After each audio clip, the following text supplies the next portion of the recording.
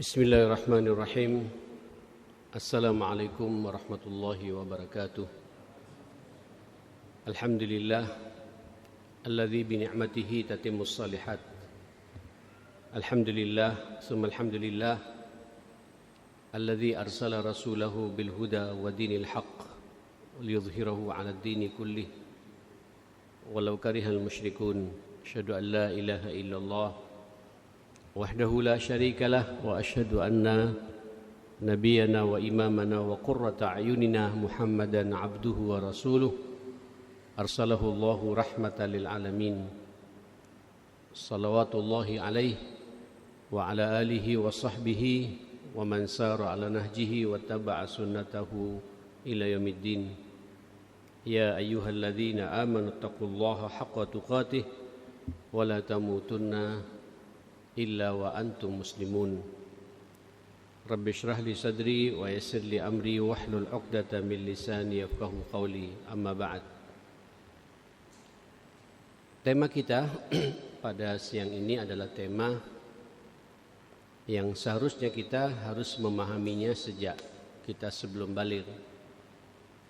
Apalagi kita menjadi umat al-Islam, yaitu al-iman.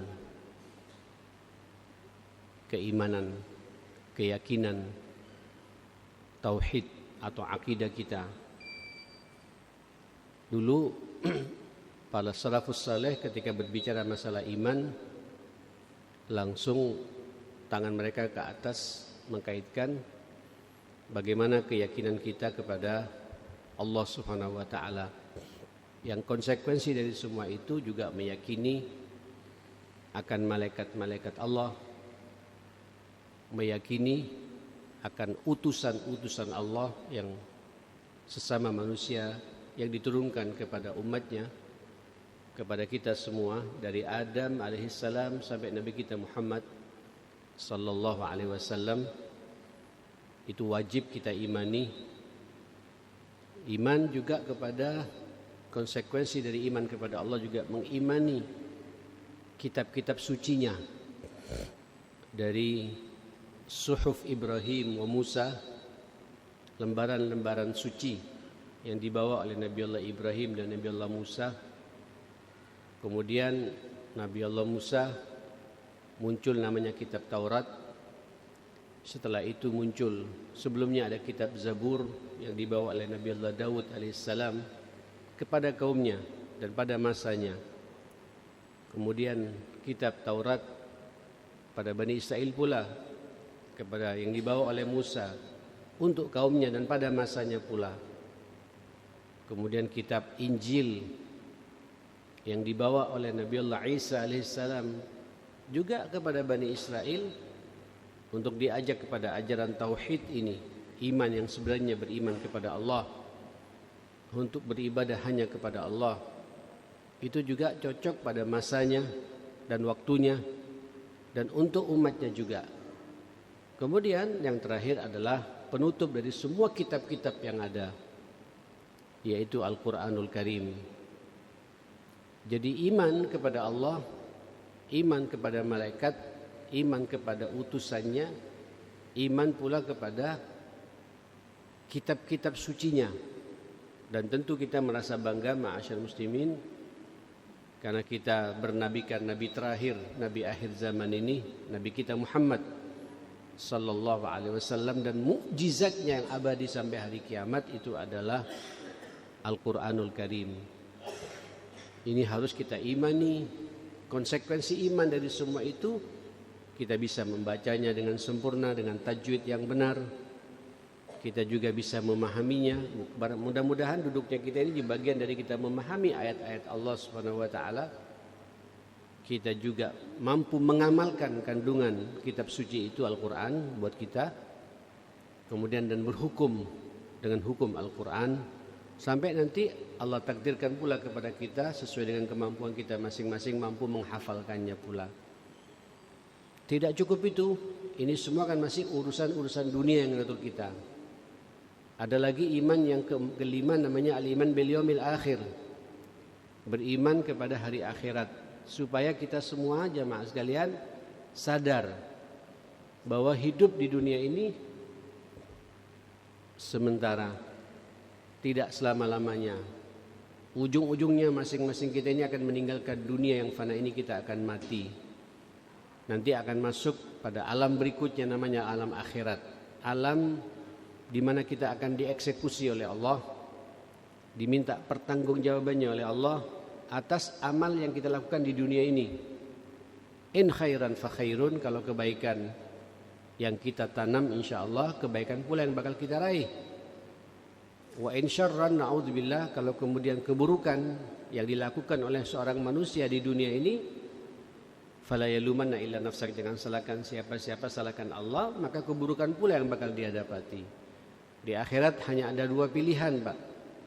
Kalau berhasil kita ke surga, kalau gagal, na'udzubillah, manusia yang gagal ini akan masuk nerakanya Allah Subhanahu wa taala. Dan di dunia inilah tempat ujian kita. Di sinilah Allah Subhanahu wa taala memerintahkan kepada kita untuk menjaga iman ini, keyakinan kita ini kepada Allah. Allah yang menciptakan kita. Allah yang mengatur kehidupan kita. Allah yang menghidupkan kita. Allah yang menentukan takdir baik dan buruk yang akan menimpa kepada kita dalam kehidupan kita. Allah pula nanti akan memanggil dan mematikan kita. Allah memberikan guidance kepada kita, kitab sucinya ini, ma'asyal muslimin. Nah saudara, itu iman yang kelima. Maka orang yang cerdas itu, refleksi iman yang dia miliki, dia tidak hanya berpikir dunia. Naam, iya berpikir dunia, tapi dunia dia berkeyakinan betul kehidupan saya ini adalah sangu saya, bekal saya untuk saya bawa ke akhiratnya Allah Subhanahu wa taala. Itu orang yang cerdas. Kalau bahasa Sayyidina Ali bin Abi Thalib, orang cerdas itu namanya al-isti'dadu biyaumir rahil, punya persiapan menghadapi hari kematian. Kullu nafsin dha'iqatul maut, karena nanti ujung-ujungnya begitu ma'asyar muslimin. Saudara, nanti puncaknya biar sampean dalam hidup ini tenang, Pak, tidak berpikir macam-macam, mengembalikan semua urusan ini kepada ketentuannya Allah. Makanya diletakkan rukun iman yang terakhir itu namanya al-iman bil qada'i wal qadar. Beriman kepada keputusan dan ketentuan Allah. Yang Allah putuskan dan tentukan buat kita. Kita ini Bapak Ibu berjalan di atas maunya Allah. Nah takdir ini ada takdir azali, takdir yang tidak bisa ditawar-tawar. Ini merupakan hak mutlak Allah Subhanahu wa taala. Ya. Apa itu? Kadar rezeki kita ini haknya Allah, Pak. Ada takarannya masing-masing kita. Batasan umur kita, berapa lama kita akan hidup di dunia, yaitu ajal kita, kapan kita akan dipanggil, itu haknya Allah Subhanahu wa taala. Tidak ada satu manusia pun yang bisa luput dari semua itu. Nah, saudara, kita semua memahami, Pak ya, bahwa Allah sudah menentukan takaran rezeki, Allah juga sudah menakdirkan batasan umur. Tinggal sampean Pak memaksimalkan saja potensi yang sudah Allah berikan kepada kita ini. Allah mengilhamkan kepada kita nurani, hati, kemudian pikiran untuk berpikir cerdas mensikapi dunia ini. Ada fisik seperti ini, ada pandangan mata untuk melihat kebesaran Allah Subhanahu wa taala, maksimalkan saja, Pak. Kita ingin berada di atas garisnya Allah. Kenapa? Karena rezekinya sudah Allah siapkan buat kita semua. Kaplingan rezekinya sudah ada ngapling buat kita semua. Termasuk juga kapan kita akan meninggal dunia, itu haknya Allah Subhanahu wa taala. Nah, yang kedua adalah namanya takdir amali, Pak. Takdir amal-amal kita ke depan. Allah mengatakan huwallazi khalaqakum wa ma ta'malun. Dialah Allah zat yang menciptakan kamu, menciptakan kita ini, Pak, dan menciptakan amal-amal kita ke depan. Nah, amal-amal kita ke depan ini bisa berubah ya, dengan takdir Allah yang lain. Itu berbanding lurus dengan kekuatan doa yang sambil minta kepada Allah Subhanahu wa taala. Kita kan tidak tahu Pak, mungkin besok, lusa atau bulan depan, pekan depan ada musibah akan menimpa kepada kita. Itu musibah bisa tidak menimpa kepada kita kalau sampean mohon kepada Allah. Dan Allah punya takdir amalinya itu Pak untuk merubah itu. Makanya ada 2 momentum Pak ya dalam Islam itu, setiap tahunnya itu momentum nisfu Sya'ban dan momentum malam Lailatul Qadar itu. Ya, nisfu Sya'ban katanya itu pelaporan malaikat Pak, untuk melaporkan laporan tahunannya kepada kita, minta kepada Allah mudah-mudahan amal-amal keburukan yang karena Allah sudah memberikan nurani kepada kita pikiran, tapi kita terjebak dengan dosa itu, sebelum diserahkan kepada Allah antum berdoa di malam itu diampuni oleh Allah, diterima amal saleh kita. Nah, pada malam Lailatul Qadarnya, Lailatul Qadar, qadar Pak, malam qadar, malam penentuan. Ada yang mengatakan qadar, malam pemuliaan. Itu katanya jamaah takdir yang akan Allah timpakan kepada kita tahun yang akan datang itu bisa berubah dengan kekuatan tulus kita di malam itu. Nah, saudara, tapi tetap nanti ujungnya kapan kita meninggal sudah ada ketentuannya dari Allah Subhanahu wa taala. Nah, iman seperti ini ma'asyar muslimin yang akan kita kaji, yang akan kita dalami. Beriman kepada rukun iman yang 5 itu. Sehingga para ulama mengomentari al-iman itu membenarkan semua itu at-tasdiq. Apa yang dibenarkan itu diperjelas dalam penafsirannya itu al-iman qaulun bil lisan wa i'tiqadun bil jinan wa amalun bil jawarih. Dia mampu mengucapkan dengan lisannya, memproklamirkan dirinya bahwa dia bertauhid dengan benar. Apa itu? Tentu asasul iman jamaah sekalian, qaulu la ilaha illallah.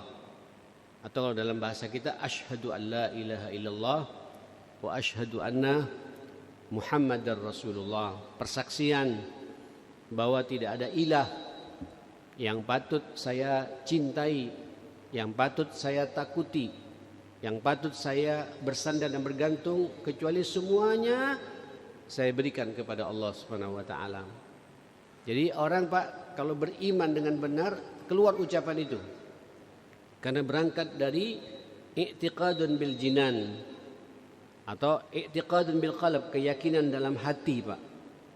Saya ini ciptaannya Allah, saya ini makhluknya Allah, saya butuh Allah, saya hanya cinta kepada Allah, saya hanya takut kepada Allah, dan saya hanya berharap kepada Allah Subhanahu wa taala. Terus yang paling penting dari semua itu, karena keyakinan yang totalitas seperti itu, wa amalun bil arkan, dibuktikan Pak amal-amalnya mencerminkan iman dia. Dia siap diatur oleh Allah. Amal-amalnya Pak merasa dibingkai dengan aturan Allah Subhanahu wa taala. Amal-amalnya menyenangkan. Orang beriman jamaah sekalian tidak akan ketus. Orang beriman Pak tidak akan menyalahkan posisi dan jabatannya karena merasa dipantau oleh Allah Subhanahu wa taala. Sehingga amalun bil arkan, amal-amalnya Pak amal-amal terpuji semua ma'asyar muslimin. Kenapa? Refleksi dari keyakinan, karena dia sadar betul omongannya, perbuatannya, diamnya, tidurnya, langkah-langkahnya dilihat oleh Allah Subhanahu wa taala. Nah, saudara yang dimuliakan Allah Subhanahu wa taala, mudah-mudahan Pak pemahaman seperti ini masuk dalam benak kita saudara sekalian. Nah, tentunya ini kalau saya bahas satu persatu butuh waktu yang panjang. Saya di masjid saya membahas arkanul iman ini 3 tahun belum selesai Pak. Ya, tapi tiap pekan membahas dari iman billah, iman bil malaika, iman bil rusul, iman bil kutub, iman bil yaumil akhir, iman bil qada wal qadar. Yang 6 rukun iman itu baru nyampe kemarin arkanul iman, yang rukun iman yang kelima, ini tahun ketiga Pak. Rukun iman yang kelima beriman kepada hari kiamat. Ada apa dengan kiamat? Lalu bagaimana bentuk kiamat kita secara pribadi? Itu panjang jamaah sekalian. Nah, tentu ini berkesinambungan Pak. Mustahil kita akan bisa memahami secara ini kalau kemudian iman kepada Allah belum kita pahami dengan betul. Ini kalau saya tanya, tidak ada di antara kita tidak mengakui Pak siapa Tuhan kita. Mengakui Allah. Apa konsekuensi dari semua itu? Apa konsekuensi saya meyakini Allah sebagai Tuhan saya? Asyhadu alla ilaha illallah. Saya bersaksi bahwa tidak ada ilah kecuali Allah. Apa maknanya ini, jemaah? Wa asyhadu anna Muhammadan Rasulullah. Saya juga bersaksi bahwa Muhammad itu adalah utusannya Allah, yang dia membawa Al-Quran, membawa hadis-hadisnya. Contoh real buat kita semua. Apa maknanya ini jemaah sekalian? Ini yang perlu kita kaji, Pak. Ya, minimal sebagaimana saya katakan tadi, asyhadu itu bersaksi. Orang bersaksi itu ma'asyarul muslimin ibarat orang bersaksi di pengadilan, Pak. Saya bersaksi. Artinya orang bersaksi itu tahu apa yang akan dia saksikan itu. Setelah tahu, siap untuk bersaksi. Konsekuensinya apa? Disumpah, Pak. Jadi saksi itu ada perjanjian yang sangat sakral, ada sumpah yang mengikat. Kemudian disumpah, Pak. Demi Allah, saya melihat fulan dan fulan itu, kalau di pengadilan kan begitu, ma'asyarul muslimin. Qur'annya di atas kepalanya. Nah ini sekarang kita bersaksi akan ilah, Pak. Saya bersaksi bahwa tidak ada ilah. Saya memahami betul. Saya juga meyakini betul. Dan saya berjanji, sebenarnya begitu, Pak. Siap untuk melaksanakan apa yang diperintah oleh Allah kepada kita. Allah ilaha illallah, bahwa tidak ada ilah kecuali Allah subhanahu wa ta'ala. Tidak ada yang patut saya cintai dalam hidup ini kecuali cinta saya satu-satunya. Saya hanya cinta kepada Allah. Aduh, ini apa, Pak, ya? Tapi kalau sampean sudah berakidah dengan benar, menikmati betul, Pak. Merasakan nikmatnya iman, jemaah sekalian. Naam, saya cinta ibu, saya cinta ayah, cinta orang tua. Karena Allah juga memerintahkan untuk menghormati mereka. Bagaimana kita akan hormat pada kedua orang tua kita kalau tidak ada cinta, Pak? Tapi ingat, jangan sampai cinta kita kepada kedua orang tua mengalahkan cinta kita kepada Allah. Dan biasanya sih kalau orang tua yang paham agama juga, Pak, tidak akan kemudian menekan anaknya. Ya, dia ngawal saja, Pak. Dia hanya berdoa mudah-mudahan anaknya tetap hormat pada kedua orang tuanya. Karena itu perintah dari Allah. Tapi nanti sekali waktu akan ada benturan cinta antara cinta orang tua dengan cinta Allah Subhanahu wa taala. Kayak kisah Jurij, Pak, ya. Ini panjang kalau saya bicara ini, jemaah sekalian. Seorang manusia yang ahli taat, ahli ibadah, waraknya luar biasa, semua orang luar biasa mengangkat orang ini. Terakhir begitu salat, Pak, ibunya memanggil, ya Jurij. Dia dalam kondisi salat, Pak. Dia katakan, ya Rabb, anta wa ummi. Saya dihadapkan dengan pilihan antara engkau dengan ibuku. Aku lanjutkan, izinkan aku berkomunikasi denganmu. Dia tidak bisa sempat nyebut, Pak, panggilan ibunya, jemaah kan. Dia mendahulukan siapa? Allah Subhanahu wa taala. Nanti akan ada, Pak, pilihan-pilihan seperti itu. Ya. Ini babnya masih bab ibadah, ma'asyarul muslimin, ya. Ini dalam kondisi seperti ini, Jurij walaupun setelah selesai salam katanya, Mas, langsung menemui orang tuanya. Iya, Umma, ibunya sudah tersinggung, Pak, karena tidak langsung merespon. Besoknya kumat lagi, terjadi lagi. Jurij, dia lagi salat. Ya Rabb, ummi wa salati. Bagaimana ini, ya Allah, salatku? Aku sedang berkomunikasi dengan ibuku, manggil lagi gitu. Dia terlepas, dia melanjutkan, Pak, perintah ibunya itu. Dan orang-orang kayak gini, fitnah sedasat apapun pula pasti dibantu oleh Allah, Pak, dibela oleh Allah Subhanahu wa taala. Walaupun oleh Nabi diangkat dahsyatnya orang kalau tidak berbakti pada orang tua sampai hampir kena fitnah, jemaah sekalian. Tapi karena dia mencintai Allah Subhanahu wa taala, bisa bebas dari fitnah itu atas izin Allah Subhanahu wa taala. Inilah makna la ilaha illallah. Saya cinta orang tua tapi saya lebih cinta Allah. Saya cinta istri tapi saya lebih cinta Allah. Saya cinta anak-anak saya. Saya sekolahkan begini tapi saya lebih cinta Allah Subhanahu wa taala. Saya cinta pekerjaan saya tapi saya lebih cinta Allah Subhanahu wa taala. Saya cinta posisi saya, jabatan saya, tapi saya lebih cinta ya kepada Allah Subhanahu wa taala. Sehingga apa yang dia miliki itu semuanya untuk Allah Subhanahu wa taala. Kul inna salati wa nusuki wa mahyaya wa mamati lillahi rabbil alamin. Inilah bentuk konkret orang bertauhid dengan benar, Pak. Hidupku, matiku, salatku, pengorbananku, ibadahku semuanya untuk Allah Subhanahu wa taala. Kemudian juga konsekuensi bersyahadat itu bahwa tidak ada yang patut saya takuti. Saya takut dalam hidup ini, saya tidak takut pada siapapun pula kecuali saya hanya takut kepada Allah. Indah ini Bapak. Orang bertauhid itu paling tegarnya orang. Orang bertauhid itu Pak paling tenangnya orang. Kenapa? Dia tidak takut pada siapapun pula. Takutnya hanya kepada Allah Subhanahu wa taala. Tidak takut dipecat, tidak takut dibentak, tidak takut sama jin, tidak takut sama setan. Takutnya hanya kepada Allah. Orang silakan membenci saya, yang penting saya tidak dibenci oleh Allah Subhanahu wa taala. Silakan orang mencibir saya, yang penting saya tidak dicibir oleh Allah Subhanahu wa taala. Itulah Pak orang-orang yang berakidah seperti itu, ma'asyar muslimin. Allah segala-galanya. Masya Allah. Sampai kata Nabi, la yu'minu ahadukum hatta yakuna Allahu wa rasuluhu ahabbu mimma siwahuma. Tidak sempurna iman salah seorang di antara kalian sampai menjadikan Allah dan Rasulnya ia lebih cintai daripada selain keduanya. Jadi kalau sudah urusan Allah Pak, urusan Rasulullah, segala-galanya dalam urusan cinta dan urusan takut ini, ma'asyar muslimin. Sampai nanti urusan tawakal Pak, urusan kebergantungan hidup kita, urusan ketergantungan hidup kita. Kita tidak mau bertawakal pada ilmu kita. Hati-hati ya akhi. Barang siapa bertawakal kepada hartanya akan dimiskinkan oleh Allah.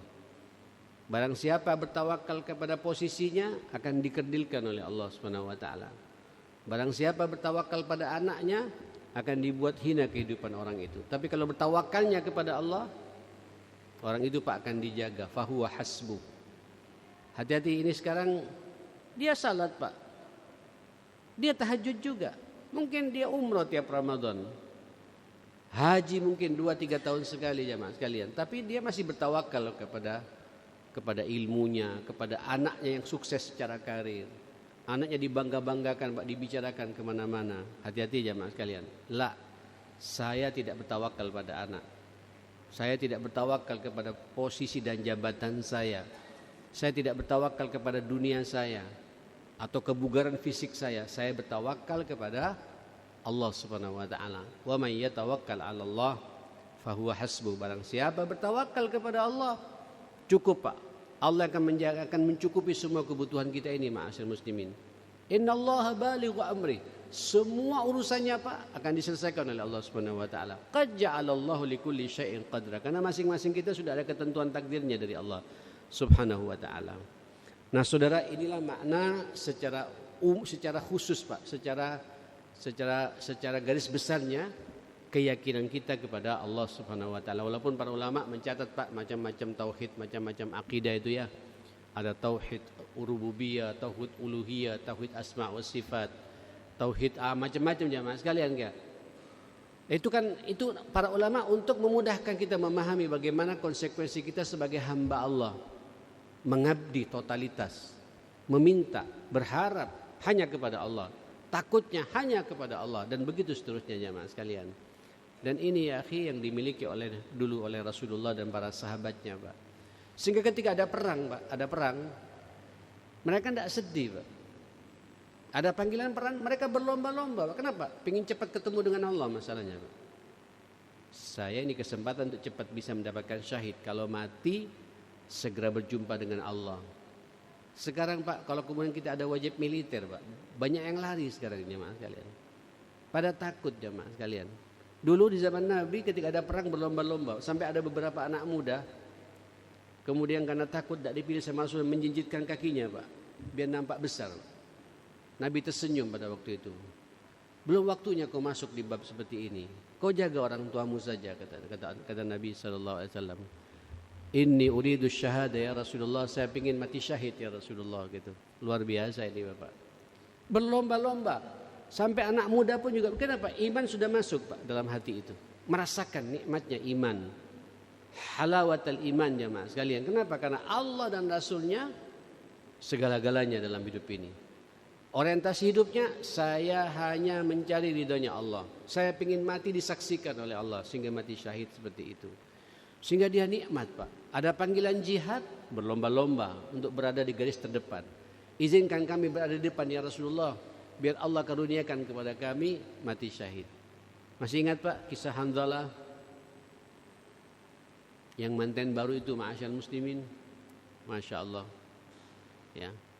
Yang kemudian ketika nikah pun juga dibantu oleh sekian banyak sahabat. Pas malam manten baru jemaah, senang-senangnya dengan istrinya Pak, ada panggilan jihad jemaah sekalian. Lagi mesra-mesranya Pak, dengan hayya alal jihad, hayya alal jihad, dicabut itu kemaluan jemaah sekalian ketika berhubungan dengan istrinya Pak. Dia tidak sempat mandi bersih-bersih, sudah rindu surganya itu di kepala jemaah sekalian. Sampai dikenal dengan istilah ghasilul malaika, orang yang mati syahid kemudian dimandikan Pak oleh malaikat. Nabi mengatakan, ahu, apakah dia? Iya dia itu Rasulullah gitu. Masya Allah kata Nabi.